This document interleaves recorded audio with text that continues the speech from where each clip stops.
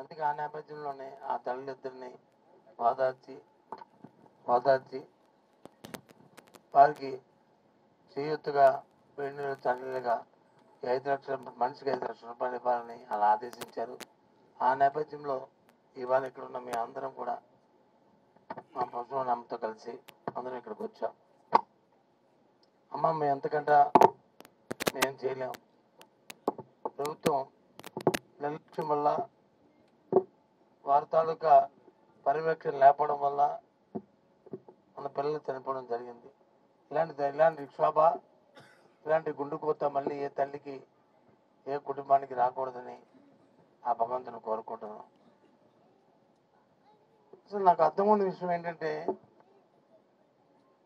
సుమారు గురుకుల పాఠశాలలో 600 మంది, ఇక్కడ 400 మంది, సుమారు 1000 మంది పిల్లలు 2 పాఠశాలలో చదువుతున్నారు. ఆ రెండింటి దగ్గర ఏదో కారణంతోనో ఇంకేదో కారణంతోనో చనిపోయినట్టు పర్లేదు. మంచినీళ్ళు కలుషితమయ్యాయి కాబట్టి ఆ కలుషిత నీరుని తగబట్టి దాని నుంచి వచ్చిన జాండీసు పచ్చకామలు ఏవైతే వ్యాధిగా అది వ్యాపించి వాళ్ళు చనిపోయారని చెప్పుకోవడం ఎంత సిగ్గుచేటో. అసలు ఈ ప్రభుత్వంలో ఉన్న పెద్దలకి ఏ విధంగా అది వంటపడుతుంది నాకు అర్థం అవ్వట్లే. సిగ్గు, ఎవరైనా విన్నా సరే సిగ్గు. కొన్ని ఎక్కడో అనుకుంటే మరి కుటుంబం అదేమి మారుమూల ప్రాంతం కాదు, అదేమీ రహదారు లేని ఎడారి కాదు. అటువంటి అక్కడే 10 కిలోమీటర్లో పారితోషిక హాస్పిటల్ ఉంది, కురపంలో పిహెచ్సి ఉంది. అక్కడ అయినా మరి జిల్లా అధికారులు, కలెక్టర్ కానీ లేకపోతే మరి మా రాజకీయాల్లో ఉన్న అధికారులు ఉన్న మంత్రులు కానీ ముఖ్యమంత్రులు కానీ ఏం చేస్తున్నారో అని అడుగుతున్నాం. మీ బాధ్యత అడుగుతున్నాం. మన ఇంట్లో మన పిల్లలకి ఇలాంటి కార్యక్రమం జరిగితే చూస్తూ ఊరుకుంటామని అడుగుతున్నాను. మన పిల్లలకి వచ్చి చిన్న విరోచనలు వస్తే ఇంట్లో పోనీ ఎలా తగ్గిపోతుందని ఆలోచించి ఊరుకుంటామని అడుగుతున్నాను. అంటే మన పిల్లలు ఒకటి, ఎదుటివాడి పిల్లలు ఒకటేనా? ఒక ప్రభుత్వం అంటే ఎంతో బాధ్యతగా మెలగాలి. ఈ రాష్ట్రంలో 5 కోట్ల మంది తాలూకా కస్టోడియన్ ప్రభుత్వం అంటే ప్రభుత్వం తాలూకా పెద్ద. అందుకే మనం ఓటేస్తాం. ప్రజాస్వామ్యంలో ఓటు హక్కు అంటే దానికి అర్థం అదే, పరమార్థం అదే. పుష్పమ్మ ఇప్పుడు 10 సార్లు చెప్పింది, అమ్మని 10 సార్లు అడిగాను ఎవరైనా వచ్చారమ్మా అంటే, కానీ చూడటానికి కూడా రాలని పరిస్థితి. మంత్రులు కానీ, ఇన్ఛార్జి మంత్రులు కానీ, ముఖ్యమంత్రి కానీ, లేకపోతే పెద్ద పెద్ద కబుర్లు చెప్తున్న విద్యాశాఖ మంత్రులు కానీ, లేకపోతే డిప్యూటీ సీఎం కానీ ఎవరు కూడా దీని మీద స్పందించరే, మాట్లాడరే. ఇది ఒకరి ఇద్దరు కాదు, 196 మంది పచ్చకామెలతో హాస్పిటల్లో జాయిన్ అయ్యారు. 196 మంది పచ్చకామెలతో హాస్పిటల్లో జాయిన్ అయ్యారంటే ఈ ప్రభుత్వానికి ఎంత సిగ్గించడో ఆలోచించేయండి. ఎందుకు మీరు ప్రివెంట్ చేయలేకపోయారు? ఎందుకు అరికెట్లేకపోయారు? 200 మంది అంటే 20% మంది పిల్లలు అయ్యారు. ఎంత దురదృష్టం, ఎంత నిర్లక్ష్యం. మీ తాలూకా ఆలోచన విధానం ఏ విధంగా ఉందనేది ఈ తాలూకా ప్రక్రియ చెప్తుంది. నేనేదో ఎవరి మీద ఆడిపోసుకోవాలని మాట్లాడట్లే. ఇది ఎక్కడైనా కనివిని మన రాష్ట్ర చరిత్రలో ఎప్పుడైనా ఇలాంటి సంఘటన జరిగిందా? ఎంతమంది పిల్లలు ఎప్పుడైనా హాస్పిటల్ పాలు అయ్యారా? పోనీ ఒక రోజుతో కాదు కదా, సుమారు ఈ ప్రక్రియ అంతా 1 నెల రోజులు జరిగింది. 1 నెల రోజుల వరకు ప్రభుత్వం కళ్ళు మూసుకుపోతుందా, నిద్రపోతుందా?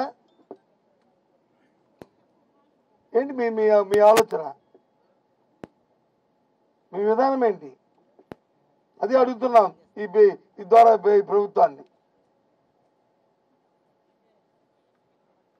అక్కడి నుంచి కేజీహెచ్కి తీసుకెళ్ళాం, కేజీహెచ్ నుంచి అయ్యారు. ఇప్పుడు ఇంకా ఇంకో 30 మంది పిల్లలు హాస్పిటల్ ఉన్నారు. సరే, డాక్టర్ల తాలూకా కస్టడీలో ఉన్నారు. వాళ్ళు ఇవాళ రేపో ఎల్లుండో వాళ్ళు బాగుపడి బయటకు వస్తారు. అమ్మ నాకు అడుగుతున్నాం, ఇప్పుడు ఏదైతే 200 మంది 800 మంది పిల్లల్ని కొన్ని స్క్రీన్ టెస్ట్ చేశారా పిల్లలందరినీ?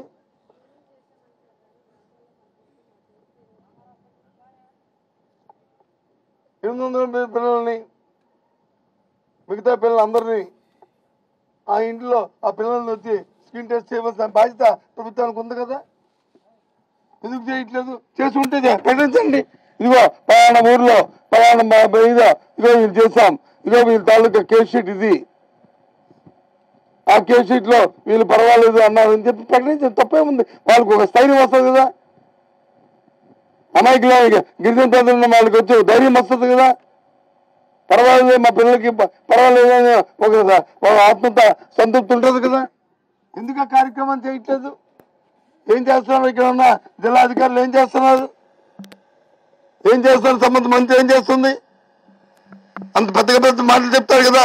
మరి మెడికల్ ఆరోగ్య శాఖ మంత్రి ఆయన ఏం చేస్తున్నాడు? మీ బాధ్యత కాదా ఇది? నేను డిమాండ్ చేస్తా, మొత్తం ఎంతమంది అయితే అంతమంది స్క్రీనింగ్ టెస్ట్ చేయాలి. చేసి దాని తాలూకు షీట్ ని ఆ పేరెంట్స్ కి పర్వాలేదు ఇగో టెస్టులు చేస్తాం మీకు రిపోర్ట్స్ అని ఆ పేరెంట్స్కి వచ్చి ఆ కాగితాన్ని అందించాలి. అప్పుడే వాళ్ళకి ధైర్యం వస్తుంది. లేకపోతే ఆ పిల్లలు ప్రైవేట్ వైద్యం చేసుకుంది కదా. ఉన్న సెంటు 2 సెంట్లు 3 సెంట్లు ఆ భూమిలో లేకపోతే ఆ చెవులుకున్న కమ్ముళ్ళు అమ్ముకొని ఆ తల్లి అమ్మాయి నుంచి కాపాడుకునేది కదా. ఏంటిది? ఇది దురదృష్టం. ఇలాంటి కార్యక్రమాలు చాలా అన్యాయం. ఈ పిల్లల్ని ఇప్పుడు వాళ్ళు ఏమి 60 సంవత్సరాలు కాదు కదా, ఓరికి 14-13 సంవత్సరాలు ఆ పిల్లలు, 14 సంవత్సరాల పిల్లలు అది 14-15 సంవత్సరాలు ఉన్న పిల్లలకి ఇది ఎంత మరి ఇది చేతికి వచ్చిన పిల్లలు చూస్తూ కంటి ముందే వాళ్ళు వచ్చి మరి ప్రాణాలు కోల్పోయి తను చాలిస్తే ఎంత బాధ అనిపిస్తుంది ఆ తల్లిదండ్రులు గుండు కోత. చాలా దురదృష్టం. చేయమండి. ఇవాళ ఏదైతే మేము వచ్చి జనమండలి పంపిన మా పార్టీ నుంచి ఇస్తున్న వారికి అది ఇస్తాము. మా డిమాండ్ కుటుంబానికి ఒక్కొక్కరికి 20 లక్షల రూపాయలని వాళ్ళకి ఇవ్వాలి, కాంపన్సేషన్ ఇవ్వాలి, ఇమ్మని అడుగుతున్నాం. ఇవాళ ఎందుకు ఇవ్వరు? ఇదేం నీ అబ్బసమ్మా, నీ తాత్సమ్మా, కొద్దిగా ఇస్తున్నారు కదా. కోట్లు ఇస్తున్నారు కదా మీరు తీసుకొచ్చి వాళ్ళకి ఇస్తున్నారు కదా. ఓ 10,000 రూపాయలు వచ్చి పిల్లల ఛార్జీకి ఇచ్చిస్తే అయిపోయిందా?